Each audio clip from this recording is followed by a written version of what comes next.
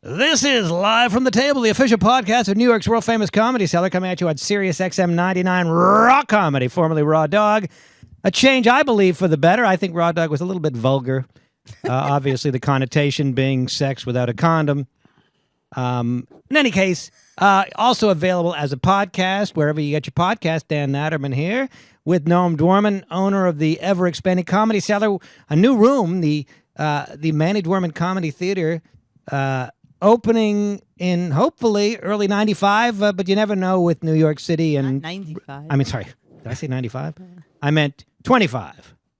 What the hell was that? If Biden had said that, it'd be front page news. Anyway, yeah. So, but you never know with this city with paperwork and construction permits and so forth. But we're hopeful that it opens in 25, in early 25. It's shocking that it's 2025. That will be 2025. And I remember 1995. Yeah, well, My kids are going to be alive in 2100. you think? Yeah, do I think? Yeah, if unless something terrible happens to them, why wouldn't they be? Well, 75. Yeah, that likely will be. 85 is the age now. Yeah. Imagine what it'd be then. Yeah, hopefully, likely. Anyway, and who knows? Maybe by 2100 they'll be able to extend you even further. So anybody that lives long enough, I'm presuming there's going to be some additions to life expectancy by then. I predict I won't likely be around in absent a medical miracle around to see 2100. But I don't anticipate spectacular gains. Like, I don't think people are going to be living till 130 or 140. But I certainly think we'll see a lot more people living till 100 in good health, and that being a centenarian won't be like being now. You meet somebody who's 100, and especially if they're coherent, it's a pretty big deal. All right, 75 years ago was 1950. If you extrapolate that level of medical and technological advance over the next 75 years, What medical advances? What was 1950 before they even discovered the double helix? Yeah, but how has that helped it? I mean, I don't know, but how's the double helix? They're on the threshold now of custom medicine. Why would you bet against the notion that they will learn how to make cell reproduction either have less degradation from generation to generation, or just perfect reproduction, or even go backwards? They might, and once they can solve aging, I guess everything else. Why are you falls such a into place. negative Nelly? Just because they've been throwing how many trillions of dollars they've been throwing at cancer, and if you're stage 4, Trillions? I don't know. It's probably trillions by now. Okay. And if you're stage 4, I mean, yes, they can catch it earlier, and that's great, and that's a big thing. But if you're stage 4, if it's metastasized, I don't know that there's much they could do for you today that they couldn't do for you in 1950.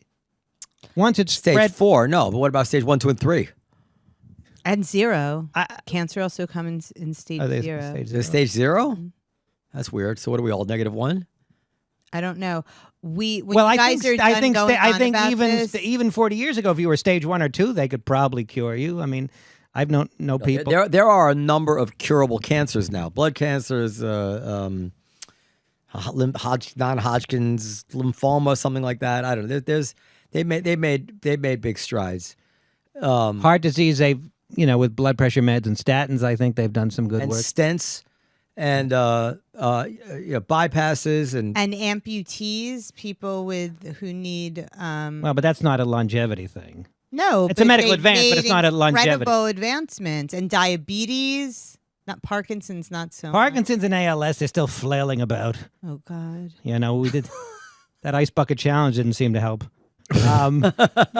Listen, we got a really funny comment on our YouTube from the Dr. Hara episode that I want. I'll read that, and then I'll read the letter from the woman who complained about the Comedy Cellar. Okay, good. That's a good way to. Nothing personal. She seems like a nice person, but it's insane to me that people can be intelligent enough to study medicine at Harvard and also believe this garbage. Interesting point. That's what you wanted to read? Yeah, I thought that was really funny. And Noam, you have a. It's gonna take me a little while. It's gonna take me a little while to find it. So, well, what do you think about that? Because I have gone about telling everybody not to worry because it's not going to be Trump or Biden who are running for president. And when they say, how do you know? I said, well, we spoke to a psychic. Yeah, but for some reason she didn't like the word psychic. She was like, I think she pushed back on the label psychic, even though she was predicting the future, but it was based on what I guess she regards as more scientific grounds of numerology. Okay, well, whatever it was, and I was whatever the word is, but then when I said that, people didn't seem to take it very seriously. When I was like, don't worry. Well, did you mean it or were you kidding around? No, I was being dead serious. No, you weren't. Yes, I was. No. I totally believe in that stuff. Okay. In what stuff? I said that I had a conversation with a couple of people about the upcoming election. I said, don't worry, it's not going to be Biden or Trump. And by the way, even if you believe in numerology, she might not be, a numerologist, the best numerologist. I mean, I believe in brain surgery, but, that doesn't mean I'm going to go to any brain surgeon. I think she's pretty good. I think she's. Well, how can you make that determination? I mean, she has, a reputation of. Oh, all right. I guess she does have a reputation. You can't believe that stuff. That's so. Somebody was really upset. They were saying, kind of like what Ricky was saying, like, I can't believe we have to pick between Biden and Trump. And I said, don't worry, you don't have to. That's not. I see. That's not going to be. And they said, well, how do you know that? And I said, well, I spoke to a psychic. Well, by the way, Well Gnome is looking for his for the email. I might give up on this. I might have to call Liz. Go ahead. No, I'm not ignoring you. I'm just no. I know you're not. He is. Did anybody see the We Are the World Netflix making of documentary? No. All right. Apparently, Paul Simon said, "No, what do you think of this?" I'm listening. What? Paul Simon apparently said at We Are the World. They said, "Oh, if a bomb drops on this building, John Denver's back, on the top of the." No, I heard Paul McCartney said that. No, not Paul McCartney. Paul McCartney wasn't at We Are the World. Oh, why did somebody tell me Paul McCartney said that? You're right. He wasn't there. You're right. You're right about that. But somebody told me. No, it was Paul Simon. Somebody told me they got this story wrong. Yeah, but go ahead. Isn't that sort of an asshole thing to say? Well, it wasn't supposed to be repeated. I know, but even that, well, right. But you're saying it to all of all you're like in the like I would never say that about in a group of comedians. I would never say, oh, if this building got bombed, then such and such comedian will be Eric the top. Kornfeld's back on top again. Well, I wouldn't. Whoever it would be. Eric, where'd you pick that name? I don't know why that name. I haven't heard. I heard that name, and I mean, he doesn't even. I don't even think he's in the city anymore. But he was a good comic, actually. John, listen, I like John Denver. Yeah, John Denver's good. Yeah, I'm calling Liz to get that day. Okay. I let you fill up my circle. Yeah, was that Annie's song. Annie's song. That's a first rate melody. All right, whatever. So go ahead. And by the way, not Rocky Mountain High. That's good too. But Country Roads, you guys sing that every week. Excellent song. And Leaving on a Jet Plane. Yeah, these are good tunes. So. He's Thank God I'm a Country Boy. I don't like that one as much, but I not that it's without merit. It's just my personal taste. But in any case, that seemed like an Do you have that review from the woman who complained we ruined her chance to get pregnant? You read that on here. No, I didn't read it. I read it to you off the Alchemy. You did? I think I read it to you in the Alchemy. I didn't read it on the air. I meant to. What is your thought on We Are the World as a melody? Listen, I am not a snob about things. I can only tell you that when the song came out, I was in high school. Like what year? 85. So you're in college, I think. 85. So I was in college, and I guess a freshman in college, and I thought it was great. I was totally enchanted by seeing all those famous people singing.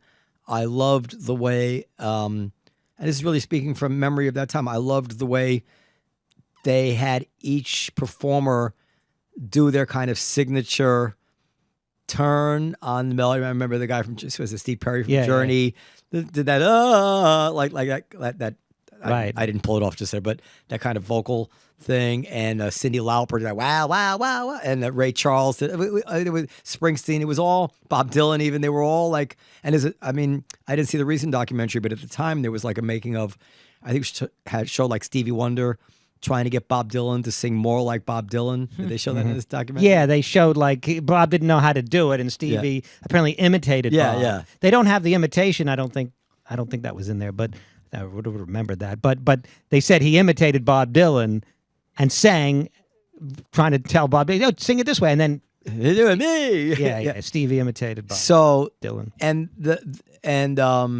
melody is, of course, the melody is good. How can anybody say that melody is not good? It's everybody. You heard it one time and you could sing it. It was designed to be an anthemic melody, like a very it's a world of love. It's a small world, that kind of like very very simple but catchy melody. It succeeded on that level. The bridge, we go da da da da da da. That's all right. It kind of goes by quick. What was the bridge again? Oh yeah, that's the bridge. Just that particular harmonic turn is a little bit cliche, right? But it was kind of the same. Which harmonic turn? What do you mean? But I gotta have a guitar. But like just to go to there, for the song to go there, to the bridge. That was my least favorite part of the song. I think there's a part of the Sting song, "Every Breath You Take," that actually kind of does something similar. I don't remember. Anyway, but yeah, since you're gone, I've been lost without a trace. So you're saying that's similar to a little bit similar, in that kind of approach. But it's a valid thing. That's just never been my favorite type of thing. So it's like it's a contrast, and it's a very effective contrast. Oh, Liz just sent it to me. So, but I don't like the people who shit on "We Are the World," because it was exactly what it wanted to be, and we all loved it. And the same way, I'm just not a snob. Okay, so we got a letter here, and then I guess is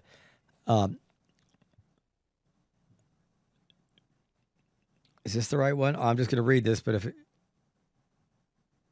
okay, so this was a woman complaining about bad attitude by our staff. Now, I'm not happy to read this, and I'm presuming that somebody on the staff did have a bad attitude, but believe me, that's been taken care of. Apparel, you want to listening? Well, you put up she fell asleep in the There's a QR code now at the front of the club that says if you have any comments or complaints, you can literally get straight to a manager. Go straight to a manager and chat. Yeah. Wait a second. And who's the manager, Liz? Liz, as soon as I answer it. Can I read this? I want to know what happened to why you're assuming that the staff person had a bad attitude.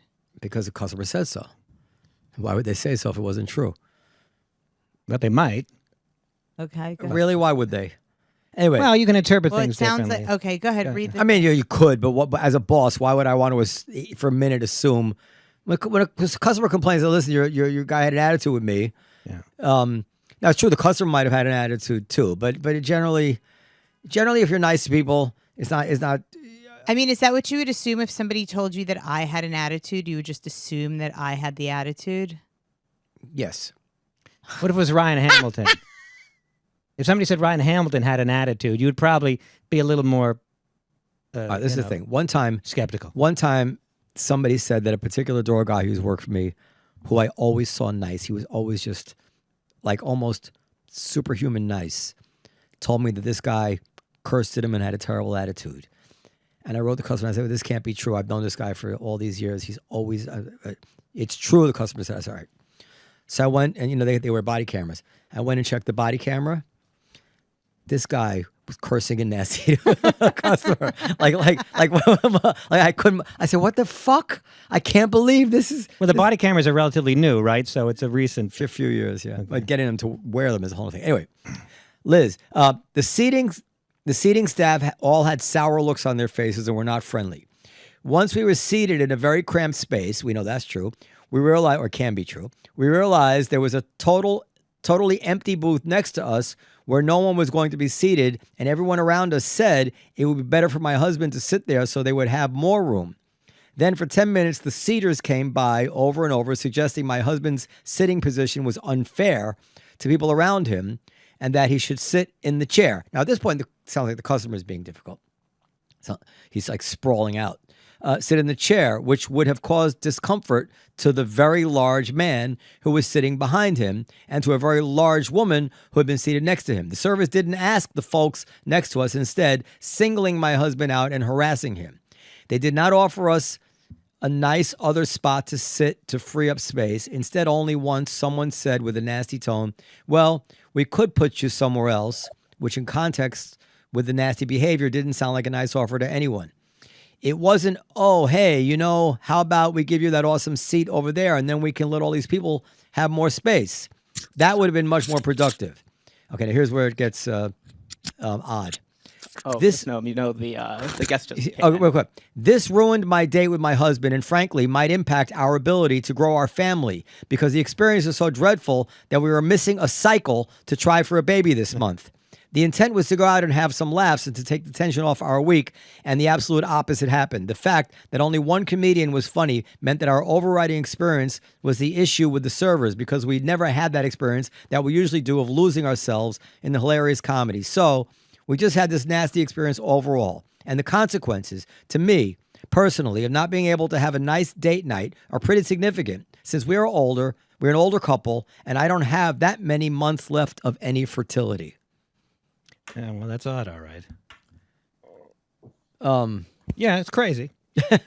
So, having said that, now I might take this. Like, with that, at that point, you're dealing with a crazy person. Maybe. Okay. I mean, anyway, We're going to circle back to that. Okay. Hi. Hey. hello. We have. Let me just give you a brief intro. Khaled Hassan, Egyptian-British counterterrorism researcher. His research interests include propaganda, anti-Semitism in the Arab world, terrorism, and extremism. Welcome all the way from London via the miracle of teleconferencing, Khaled Hassan. How are you tonight? Not too bad, thanks. I think it might be the morning where you are, isn't it? It's I guess midnight or so there. Yes, it is. It's 11 p.m. Yes. Okay. Anyway, welcome to our show. I'm Dan. This is Noam, the owner of the Comedy Cellar. This is Periel. Hi. Max can't shift the cameras out. Oh, I'm sorry. That's Periel. To me. All right. So. Hi there. Hi. So, sir, you're Periel saw you on Twitter, and she was fascinated because. As opposed to the many Jewish people we've had on who are seem to be very anti-Israel, you are an Arabic person who is, I don't want to say you're anti-Palestinian, but not sympathetic to at least Hamas in this cause. I'm not sure completely what your politics are, but give us an overview of where you're coming from on this issue. Yes. Thank you very much for having me. Thank you. So I'm Egyptian, and I was born in 1990 in Cairo. Like most Egyptians, I grew up in a Muslim family. I grew up pretty much hating Israel. Pretty much, the usual, anti-Semitism. Not too different from most people. And that was basically my background until I started to learn more about Judaism. I started to learn more about essentially the world around me. I grew up in a very secular environment in a way because my family was not really that religious. And they sent me to an American school. And I think this is really what changed my life. I went to an American school. It was, very open-minded, very secular. And we had, it was a mixed school. So we had, boys and girls. And over time, my interest in Judaism grew and my interest in the region grew. And I started to actually learn about the history of the Middle East and learn about Judaism and learn about Islam from other sources other than what I was actually offered in my immediate community, if you will. And that ended up with me converting to Judaism over many years. And this is where I am now. Oh, I didn't realize you converted to Judaism. So, okay, this is a fascinating story. Can you tell us what are some of the main misconceptions or myths that a boy being raised in Egypt or elsewhere in the Arab world would have about Israel, specific, and Jews, which are the most untrue? Number one, there's this suspicion of Jews. There's this deeply rooted suspicion that, a Jew is someone who's inherently evil in a very unhuman way. It's almost like this. There is this kind of alien, somebody who's just really genetically evil. Somebody who's, even if they talk to you nicely, even if they're being nice to you, even if they're interacting with you in a friendly way, that is part of a larger scheme of evil. It's to lure you over, it's to control your mind, it's to do all these things to brainwash you. And I think this specific aspect of Arab and Muslim anti-Semitism, to be honest, is horrifically deeply rooted, because it's in religious texts, it's in culture, it's in history, and you're being taught this. And to question this means that you're pretty much going against the convictions of your own people. So you're going to find that even if you question this, or even if you say, what's this based on, you're going to find that you are immediately accused of treason, being a Mossad agent, being, all sorts of this mad stuff. And you find that inevitably you're not safe anymore, essentially. So I have a very close friend. His name is Hatem. He's Egyptian and Kuwaiti. We do another podcast together. And he insists to me that this notion that the Quran teaches Muslim people to be against the Jews or to be skeptical of the Jews is not true. But you disagree with him on that? I fundamentally disagree. So I'll tell you what I think as a Jewish person now. Mm-hmm. I know that there are texts in the Tanakh, there are texts in the Hebrew Bible, there are texts in what Christians would call the New Testament. There are texts in almost every religion that are somewhat rejected by the majority of people now, or not even rejected, but sort of not acted on. Like, people don't act upon these texts now because it's 2024. It's we have laws, we have rules. In Islam, it's completely different. If you question one word of the Quran, especially the Quran, I'm not talking about other texts, which are less. The Quran is seen as the word of God. So if you question the word of God, you are immediately somebody who is a disbeliever, somebody who's shunned, somebody who's, like I said, immediately just pushed out of the society, immediately attacked. And this is why it's really quite difficult. But to go to your question, I think there is another aspect to this that I find really difficult, which is, again, most Muslims saying one thing in private. So he would say this to you because you're not a Muslim. You're not somebody who comes from a Muslim background. But if he says this to me, he knows that the argument is going to be completely different. He knows that I will present the evidence because I speak Arabic, and I will show from the Quran what the Quran says about Jews. For instance, there is a verse of the Quran that says, that basically uses the words ashad adawa, which basically means no one will be more hostile to you. Basically, no one will be a worse enemy to Muslims than Jews, and it mentions Jews. So there's absolutely nothing that can be done about this, and I think it's just. Well, and I think it's just very obvious. Yeah. Maybe sometime in the future. I mean, he's a good friend of mine, and I know the phenomenon that you're talking about of saying one thing within the community and one thing without. And actually, Hatem has told me the same thing about other matters. For instance, when a leader says one thing about Israel to his own people, another thing to the international world. But on this particular issue, I don't think he's doing that. So maybe sometime in the future I could get you guys at another conversation and you can have it off. So all right. So that's the first thing is you're taught that Jews are evil, and then what about Israel? What are you taught about Israel's intentions? Yes, I'm really sorry. I just had to move because it's quite. That's late, okay. and That's okay.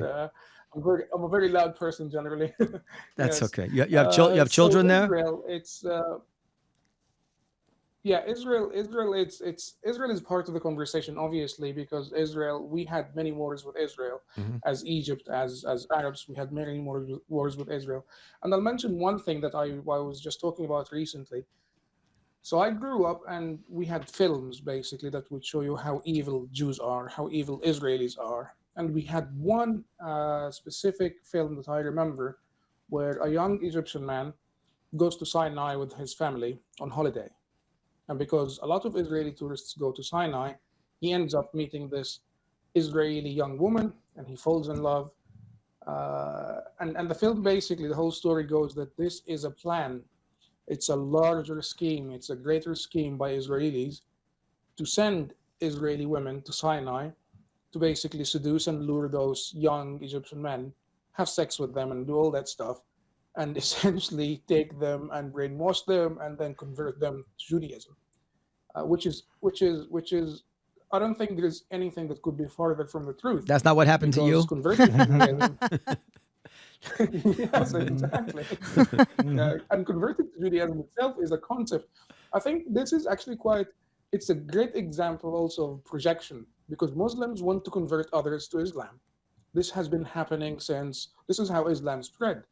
So they see this and they think, right, this is what Jews want to do. And you always see the word Judification used, that Jews are trying to essentially turn the entire planet into Jewish lands. But again, this is what Islam did. This is how Islam conquered Egypt in around the year 625 Common Era. That's what happened to Egypt. Egypt was not Muslim. So this is what you see. And I grew up with these concepts. There was even actually something that was even more horrible, far more horrible than this.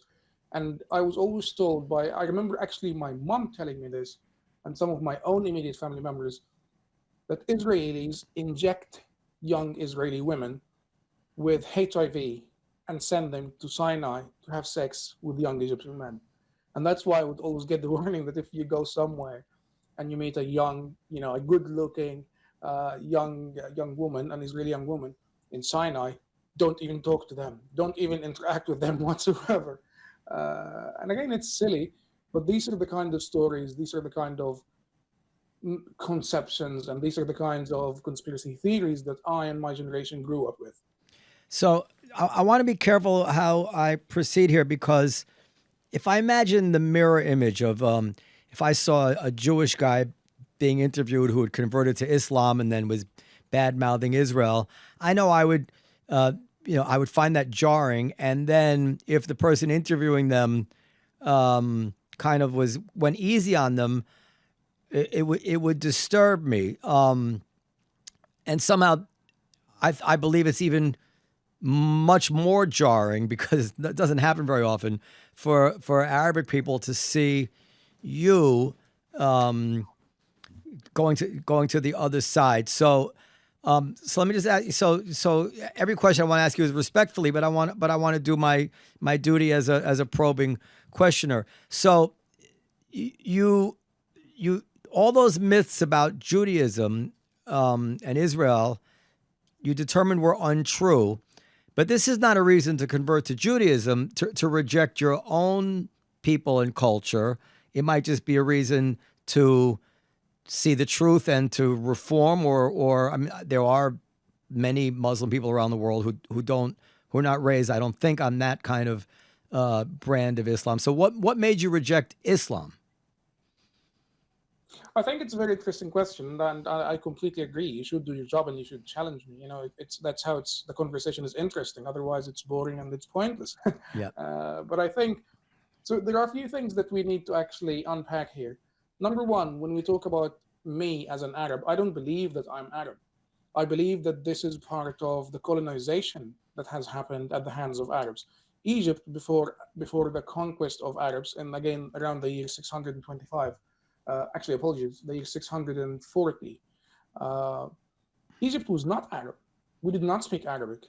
We were Christians. We were a completely different society. We were an open society. Our women were queens.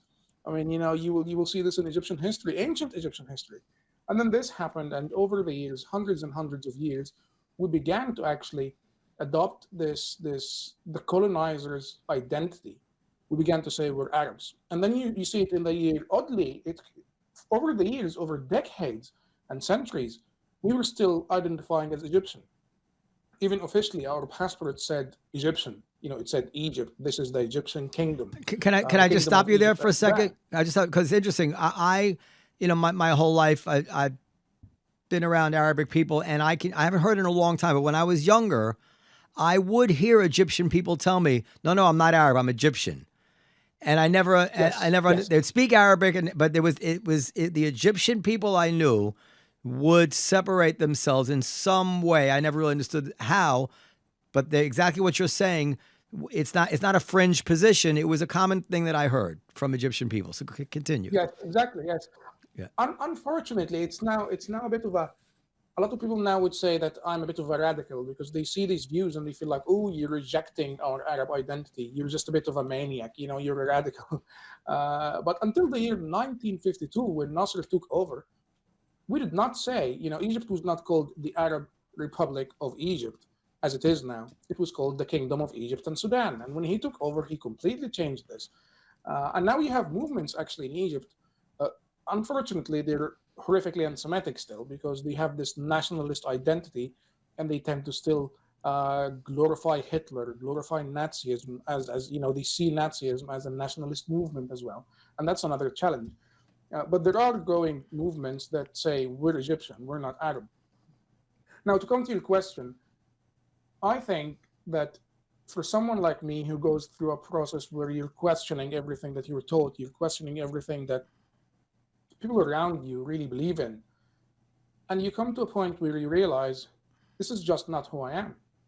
I do not fit in this society. This is not just who I am. This is not why I converted to Judaism, by the way. My conversion to Judaism is completely different. But I'm talking about this distancing myself from the society around me. I distanced myself from this society because it's just the values of this society do not align with my values. For instance, I have a daughter now. I am delighted. I am proud. I'm thrilled. Mazel tov. Every day when I wake up and I realize my daughter does not, my daughter will not grow up in Egypt. She's not going to experience the sexism that I have seen my own cousins, for instance, experience in Egypt. And that's part of my identity as well. And this is why I distanced myself from this society. Now, to go to Judaism, I think Judaism is the most fascinating intellectual debate that has been ongoing for thousands and thousands of years. And for me, this is the main point that makes me feel like Judaism is who I am. This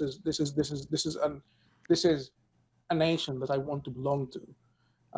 There are definitely other reasons, religious reasons. I believe in God. I'm not very religious, but I do believe in God, and I like the way, and I really appreciate the way Judaism looks at God. It's not as strict as it is in Islam. It's not unquestioning as it is in Islam.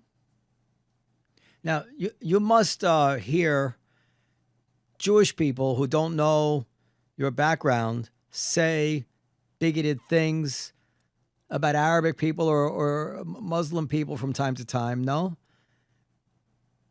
That's true, yes, that's true. How do you react to that? How do you handle that? It would be dishonest to say that this never happens. I have seen, there was, for instance, actually an American Jewish guy not long ago. I was posting about Hamas, criticizing Hamas on Twitter, and he commented and said to me, well, you need to talk to your people, Hamas, and tell them to stop this. And he was talking to me as if I was 100% Hamas supporter just because of my name, because he saw this Arab name and he decided, you know what? Here we go. Here is another terrorist. And it was, and I didn't actually, what was fascinating is how many Jewish people who know me, how many people on Twitter who know that I'm Jewish, how many people who know my position defended me, how they went on the offensive against this guy and they just said to him, hold on a moment, you're being a racist here. And I think this is the distinction that we have to make. Every society has racists. I actually believe that it's anti-Semitic to say that Israelis or Jews generally should be 100% amazing. That's anti-Semitic because they're human, to suggest that they are not human or, somehow saintly is, in my view, quite, a different form of discrimination. But the difference is, in Israel, in Jewish society, Jewish communities generally, in the diaspora, it remains the exception, not the norm. So you're going to have a few bad apples, basically. And there's not much we can do about this. We do our best to, to counter this, but they still do exist. And I still get some of these comments. Every once in a while, I'd get a silly comment, and I would either ignore it, respond to it, and highlight how stupid and bigoted it is, or somebody else would do it on my behalf, basically. Yeah, I feel. I'll say one more thing. I feel shamed when I hear Jewish people say stuff like that. By the way, it's an interesting point that you make, that in some way holding Israel up to this higher standard is kind of setting them up for failure, and it is a way to to sneak in anti-Semitism. But I feel shamed when I hear Jewish people speak in a bigoted way, and you're exactly right. It's ridiculous to think otherwise, and then I try not to be unfairly judgmental of my own people, and I have to remember that there is a war, not just the current conflict, but for many years, of people dying, and there is a human inevitability of peoples who are having their own people die at the hands of another people, and this goes on both sides, to develop hatred and bigotry, and to speak in a horrible way. I'll only add one thing to it, and then you can comment on it, and then I'll let Dan in. I made this point a couple of weeks ago. I believe this to be true, but you can tell me if you don't. One sloppy kind of thinking that I think happens is that people assume a mirror image in this conflict. And what I've said, and you've kind of backed it up a little bit already, is that the difference is that Arabic people are raised on a diet of anti-Jewishness. It's a fundamental aspect of their culture to have an attitude about the Jews. Jewish people, we have no attitude about the Arab world except as it relates to the conflict that we've had with the Arab world. There's no cultural, religious, there's nothing about the Arabic world which we are raised on a diet of, as I said, except for the fact that there's this conflict. But if that conflict were to end, then the Jews would have, then the Arabs become like Chinese to us. It's like it's just another people. We have no particular beef with them. But the opposite is not true. Even if the conflict is to end, the cultural attitude about the Jews will probably never go away. I don't know how you... Yes, I completely agree. And I always make this argument, and I find it really frustrating how some people dismiss what I say sometimes, in the West especially. And they say, well, you're Jewish, you chose Judaism, and this is why you're biased. This is why your views, are not exactly, objective. And I think to say this, my dad was a German teacher, so he taught German, basically. He taught German. He was an Egyptian and Muslim guy, very moderate, never actually voted. He only voted once in his life in Egypt, by the way. So he always used to say that he hates politics in all shapes and forms. He was completely, he really never had any strong opinions, basically. That's what I'm saying. Nevertheless, he had, so he owned a Fiat, but he still had a keychain, like a key thingy, basically, for the car that was a VW. And I said, why do you have a VW? If you are, you have a Fiat, you don't own a VW. And I said, because this is Hitler's car, and Hitler burned the Jews. And that's why I love Hitler, and that's why I love this car, and I'm hoping that I'll buy one quite soon. It's really, it's so difficult to explain how deeply rooted it is, the glorification of Nazism. I've actually investigated this on both on an academic capacity and also on a personal capacity. I've seen it in Egypt. I've seen it everywhere. I've seen it in the films. Imagine if I told you that Robert De Niro or Al Pacino played this role where he was glorifying Hitler, like in one of the most popular films in the history of the U.S. It would blow your mind. But this is exactly what we have in Egypt. It's everywhere. It's wherever you look, you're going to find it. You're often going to find that there is always an element of anti-Semitism during Ramadan, the Muslim holy month of Ramadan, where everyone is fasting. You get a lot of shows. It's basically like it's the season for TV series in Egypt. and you're always going to get an element or a TV show that includes Jews somehow, and it's horrifically anti-Semitic, and it's completely accepted. Nobody even questions it. To question it means that you are a traitor, and that's the challenge. This is how bad it is. And yet, when Arabic people come to America, they get along very nicely with Jews. I have to say, in my experience. I think it really depends, to be honest, because so for instance, I've mentioned again 2 examples on Twitter. I went to the hospital with my daughter for an appointment, and it was really quite a difficult time for us because it was quite a serious medical condition. And I sat next to a Syrian guy. He's a Syrian refugee. So I thought, I really feel like I miss home. I haven't been back home in like 8 years. So I want to talk to somebody, somebody who speaks Arabic. I want to speak Arabic, and I want to feel like, there's this sense of home. To talk about TV, talk about something, that I love, just to make me, cheer me up a little. And then he goes on about COVID, and he goes on about how COVID is a Jewish conspiracy, and how COVID is, and it was horrific. So I think it really varies. In my own experience, I have seen that most of my interactions with Arabs in the UK and across Europe has been not a positive one, to be honest. I haven't dealt with anyone in America, American Arabs, but I can also see that you see a lot of anti-Semitism for the Arab American community, and you can see it online, but I haven't experienced it in person. Now, in line with us doing our due diligence, we don't speak Arabic, obviously, but we know people who do.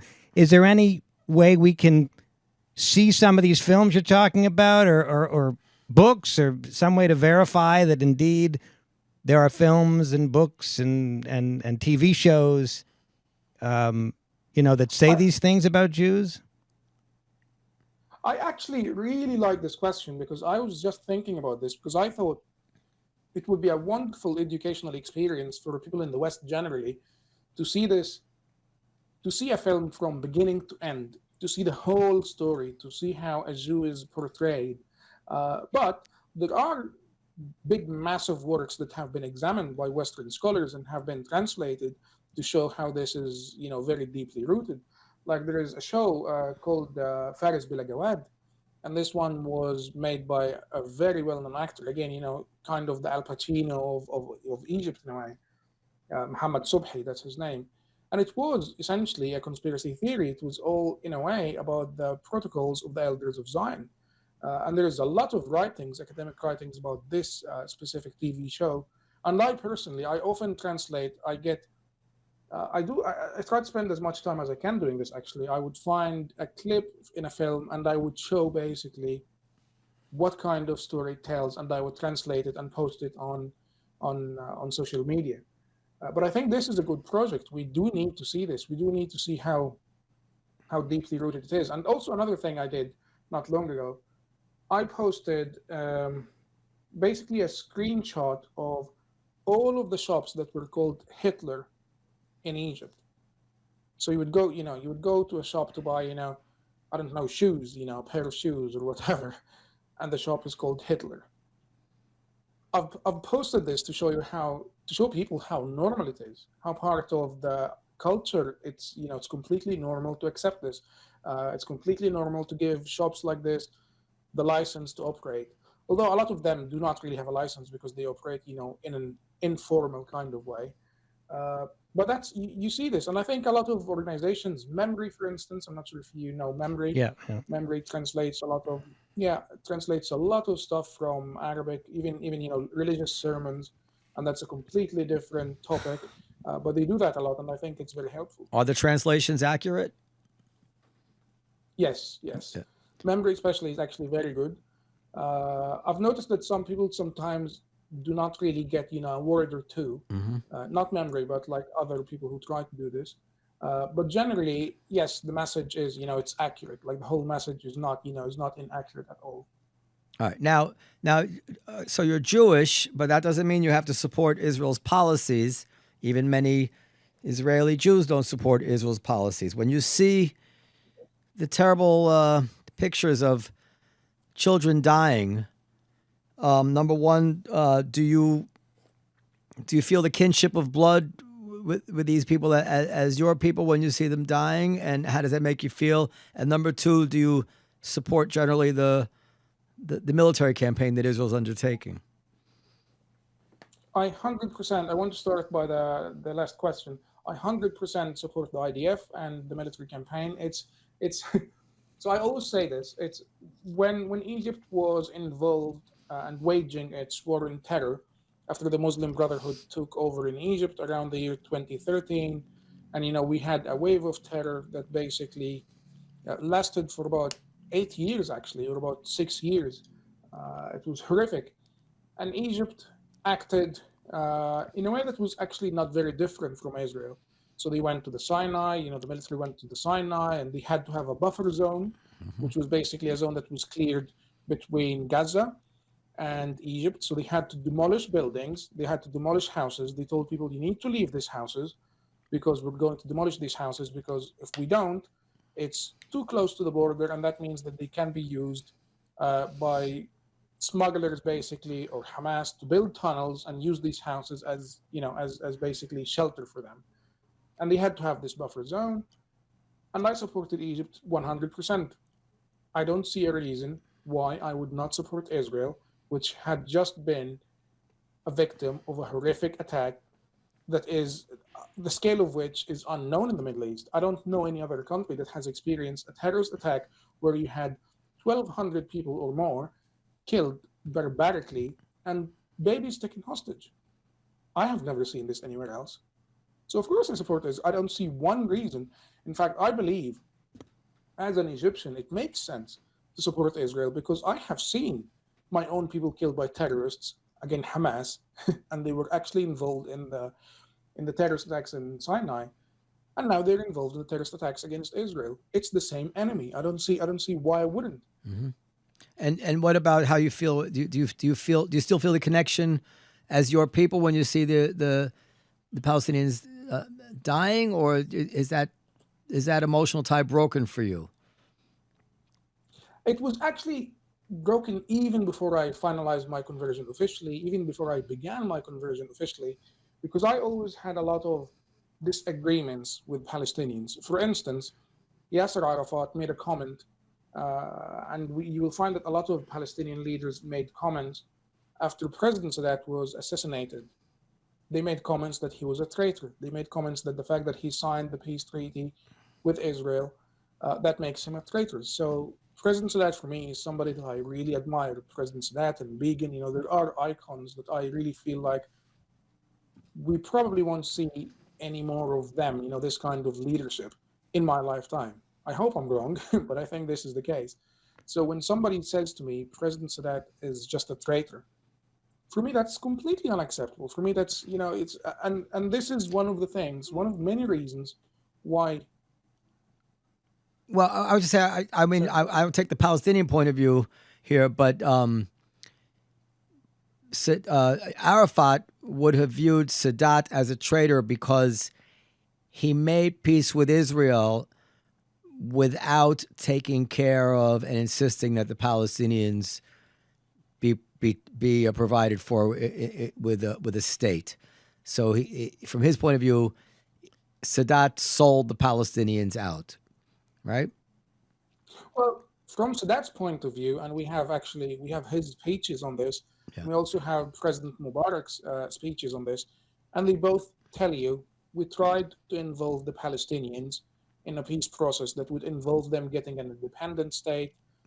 They completely boycotted this and said, no, We're not engaging. We're not involved. And they completely boycotted this. And it's just like, if you're going to continue to say no to peace on every single opportunity, what makes you think that you are entitled to a state? Yeah. Well, I don't know the history well about Sadat and the Palestinians and what they were rejecting at that time, but it's definitely true during Mubarak's time, what you're describing. I have one more question for you, and then if Dan has anything else for Periel. I've heard two very smart people have opposite opinions on this. The question is how Islamic beliefs, how real are radical Islamic beliefs? And the question is, if Iran gets a nuclear bomb, and I think they're going to, is it right to think that these leaders really are looking forward to paradise and would be less cautious about using it because of the paradise in the afterlife? Or is some of that or all of it just for public consumption? And in reality, the leadership of Iran would be just as calculating and cautious as any other leader would be with a nuclear bomb. Which is the truth? And I'll just say, for instance, Sam Harris is a big believer that radical Islam is a death cult, as he puts it. And I've spoken to some other people who think that that's really not what it would be like with Iran having a bomb. What do you think?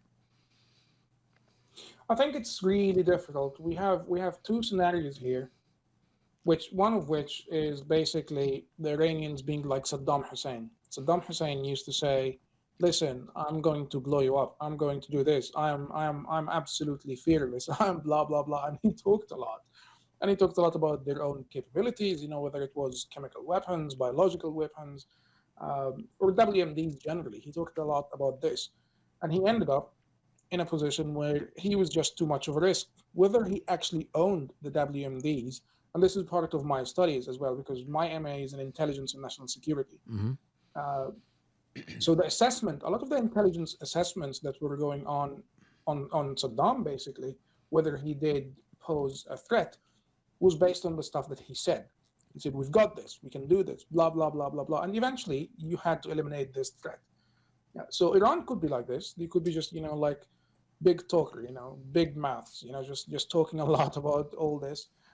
And that could eventually lead to the same end result, having to go and basically bomb them.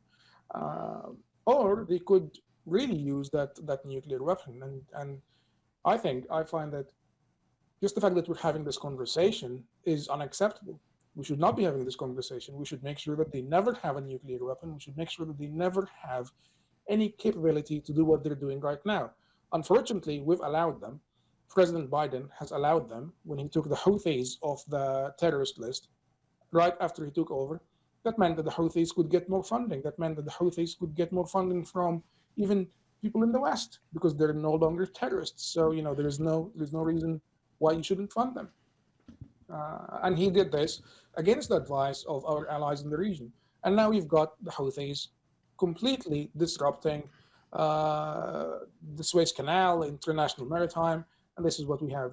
So I think it's a really difficult question. I think everyone is guessing. You will see some people who say, yes, Iran might use it. Some people who say, no, they might not. I think we're judging their intentions here, and that's really a dangerous game. I think we should just end this conversation by making sure, let's eliminate the threat, and that's it. All right, Dan, I had a question. Usually, I think when you convert to Judaism, you get a Jewish name. Mm-hmm. So do you have one, and why are you not using it publicly? Yes. No, it's... so I was asked this question, actually. I was asked, why didn't I change my name, officially? And I think I didn't change my name because, number one, the name Khaled itself existed before Islam.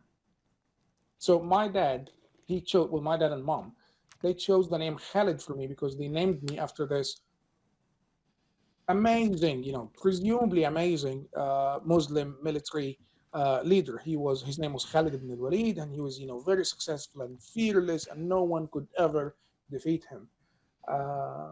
But ironically, this guy, Khalid ibn al-Walid, was one of the last people who converted to Islam. He was very stubborn. He kept rejecting Islam. People kept going to him. The Muslim prophet Muhammad kept sending people to him, and all this initially campaigned to have him convert to Islam, and he refused. He completely refused and continued to refuse. And I think he refused for about 8 years and eventually decided, I'm going to convert to Islam. So in a way, it's actually reclaiming this name. That's how I see it. Khalid is an Arab name, yes, but it's not necessarily a Muslim name because it existed before Islam. Even Muhammad, when Muhammad was born, Islam did not exist. That's right. So even Muhammad, that name that he was given, it's not actually Muslim. When somebody says to you, "Oh no, it's a Muslim name," hold on a moment. He was given this name by his parents before he created Islam. Yeah, I think I'm going to name my kid Jesus. Well, I think Jesus is. When you talk about this, I think Jesus is like a Greek version of Joshua or something. I'm not exactly sure what I don't know, but definitely the origin of that is. It existed before Christianity because they named. But I don't Jesus. know because he didn't. He wasn't. Nobody called Jesus Jesus. That What the they word call him? Jesus. I think Yeshua. I believe in those days. I think so. So when did it become I think Jesus? I'm not sure. You know. But whatever the name was. But my Hebrew name, to answer your question, my Hebrew name is Moshe ben Zachariah. That's because my granddad was called Zachariah. That's the Arabic version of Zachariah. Yeah, and obviously I chose Moshe because I'm Egyptian. I'm not planning to cross the Red Sea anytime soon. I'm not planning to even visit the Red Sea anytime soon. But, yeah, that's my name. All right, sir. Well, it's actually been a deep pleasure to meet you. I'll be interested to know how people react to the conversation. I expect they'll all see it through their own particular partisan lenses and react accordingly. But I think that you have exude very, very peaceful vibes of brotherly love, and I hope that everybody senses that. Yeah, well, I know people will disagree with that because of stuff you said, but I'm just talking about the vibe, not the critical things you said. That will. Well, so have you ever thought of making Aliyah? Yes, I did actually. Yes, I did. I did a few times because. Can I give you? I live in Britain. Wait, before you say, I want to hear this, but I just want to give you a little advice. When you do make Aliyah, allow for a little extra time at the airport. so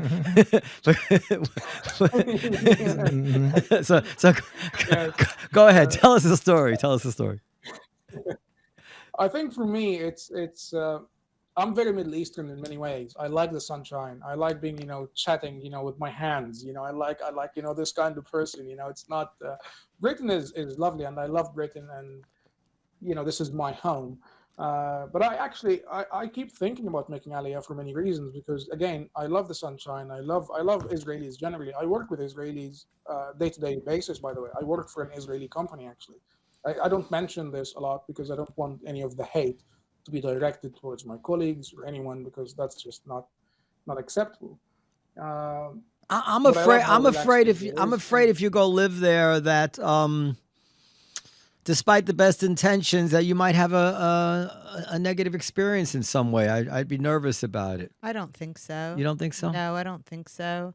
I think that one thing that I'd be curious as to what you think about this. I have a very close friend who is Muslim and Egyptian, and she hates Hamas more than any American Westerner that I know because she understands the threat better than anyone. I think one of the things we're so frustrated about here amongst the people who I come into contact with is that people don't seem to understand that Hamas isn't just a threat to Jews. They hate everyone. They want to eliminate everyone. And that seems to be something that's quite lost on the Western public. I agree, and I think for me, it's. I phoned basically the Jewish agency, and I asked about Aliyah, and I was especially right after the 7th of October because I felt like what I saw across the UK was not okay for me. What was happening was really disturbing. I mean, the fact that I could see people, even on the 7th of October, members of parliament saying there must be a ceasefire, we must recognize a Palestinian state now. Before Israel responded at all, before there was even a military campaign, when Jews were still being murdered by this terrorist group, they just went out to the streets, not in large numbers, but essentially the message was, you know what, Israel needs not to defend itself. This was their message. We need to make sure that they do not defend themselves. And that for me was a real challenge. So I did phone in and I just asked about Aliyah. I know that there is a bit of bureaucracy in Israel. I know this for a fact, and that's a challenge that a lot of people do recognize. But the main obstacle for me is that we have little kids now, and those little kids are very used, to their granny, their granddad, and they just live here, and this is their home. So that's the problem. And my wife wants to be in her family because she's English, so that's why she wants to be in England for now. But I really do hope that at some point in my life, I'm hoping that when the kids are a little older, they will go to Israel. I'll take them to Israel, and they'll just love it, and they feel like, you know what? Why don't we live here for a few years? That's my secret plan, if you will. I hope they're able to integrate nicely. I just imagine like being like half in each, the Arabic people are resentful because you became Jewish, and the Jewish people view you suspiciously, and then, but maybe I'm unduly pessimistic. I guess in a particular neighborhood, when everybody gets to know you. Sorry, go ahead. Did you want to say something? Did I interrupt you? I'll tell you. Yeah. Sorry, I'll tell you what I think. I'll tell you what I think on suspicions, or somebody who's not, who wouldn't receive me very positively. I honestly do look sometimes at the chief rabbinate of Israel, and I think something is wrong there.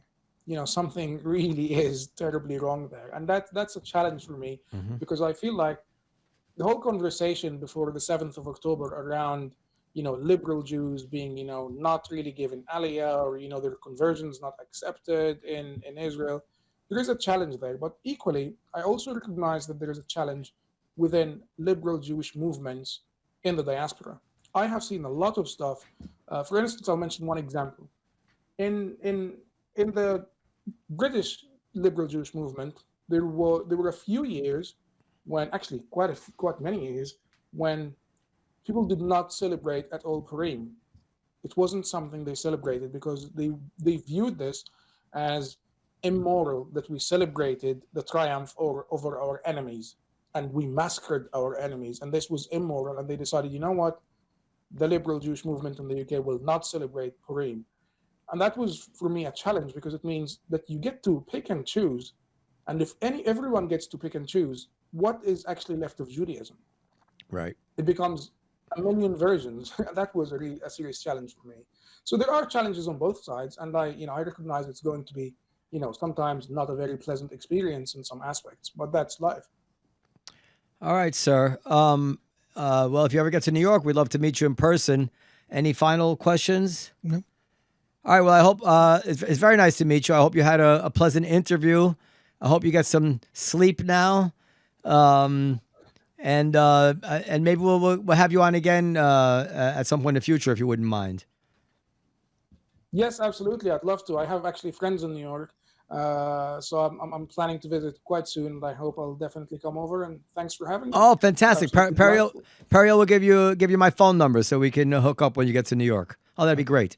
Okay, thank you. Absolutely. Sounds great.